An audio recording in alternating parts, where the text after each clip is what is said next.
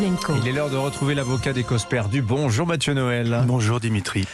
Qu'est-ce que c'est que cette horreur que vous portez? Vous allez nous expliquer. Va-t-on vers un scandale d'État? Le géant du conseil McKinsey, auquel le gouvernement fait régulièrement appel, entre autres cabinets de conseil, n'aurait payé aucun impôt sur les sociétés en France depuis 2011, alors même qu'il réalise des centaines de millions d'euros de chiffre d'affaires chez nous. La commission d'enquête du Sénat parle d'un exemple caricatural d'optimisation fiscale. Alors après la réaction de Bruno Le Maire dimanche, on attendait celle de McKinsey, dont vous êtes l'avocat.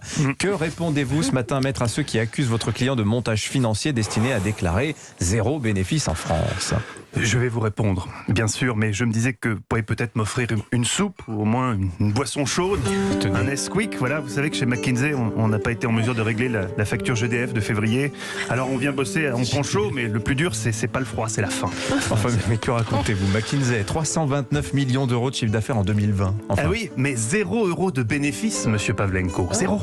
Bon, vous avez quand même une cantine chez McKinsey. Une cantine, mais vous rêvez, il y a longtemps qu'il n'y a plus de cantine chez McKinsey. Mais il n'y a même plus de distributeur de chips.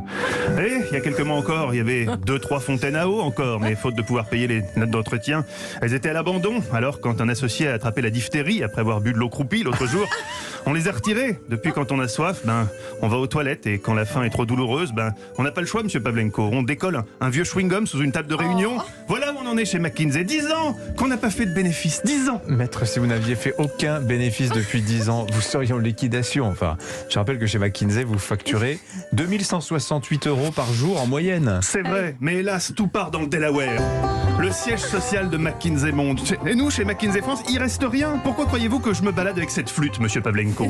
Pour m'amuser? Vous pensez que c'est un hobby? Qu'après ma journée de travail chez McKinsey, je m'offre du bon temps dans une association musicale, les Amis du Guatemala?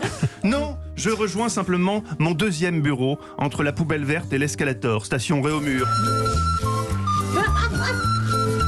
Car il faut bien, monsieur Pavlenko, joindre les deux bouts. Vous vous foutez de moi. Non, clairement. Oui, si hombre. Mais qu'est-ce que je vous dise, mon vieux, c'est légal. Notre siège dans le Delaware, ils nous facturent tout plein de trucs. Là-bas, ils s'en foutent, ils n'ont pas d'impôt sur les sociétés. Puis nous, comme ça, on n'a pas de bénéfices, et pas de bénéfices, pas d'impôt. Je sais, les mois, que ces révélations ont suscité chez les citoyens français, notamment ceux qui payent des impôts et qui sont pourtant loin d'être payés 2000 balles par jour. J'avais les glandes, je peux te dire que je me suis ouvert une bouteille de blanc toute seule. Vous avez vraiment un gros problème d'alcool ici. Cette entreprise a besoin d'un audit. Je vous laisserai ma carte. Bon, au-delà des pratiques fiscales de McKinsey, l'autre question qui interroge, c'est bien sûr les liens de ce cabinet avec le gouvernement et l'Élysée en particulier. Liens très étroits, apparemment. C'est des fantasmes, tout ça. Vous savez, il y a des appels d'offres. Vous savez pas. Pardon, excusez-moi. Oui, Manu, comment ça va, ma biche? Oui, je suis à Europe. Bon, pourtant, tout se passe bien. Non, le journaliste est un peu nerveux, mais je pense que c'est plutôt lié à ses problèmes de calvitie qu'à notre affaire. Tout est sous contrôle. Oui, bisous Esquimau à Brigitte. Mais pardonnez-moi, un ami, qu'est-ce que je disais, moi? Bisous Esquimau.